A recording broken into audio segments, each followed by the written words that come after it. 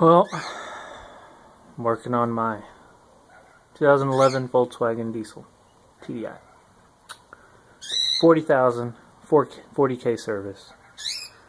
I've already changed the oil.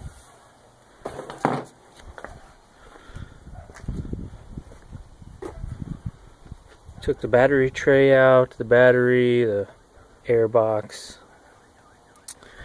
All these really finicky connections like this paper filter thingy. Just to get down to here.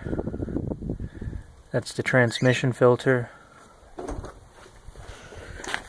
It'll look something like this. I buy all my parts from ID. Was it ID Parts?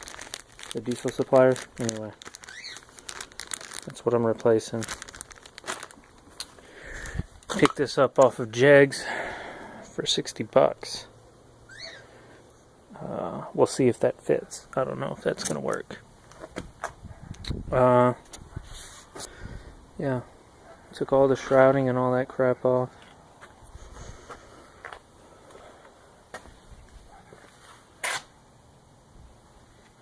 This is the only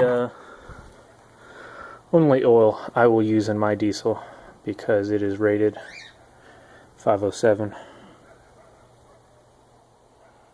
and I like that.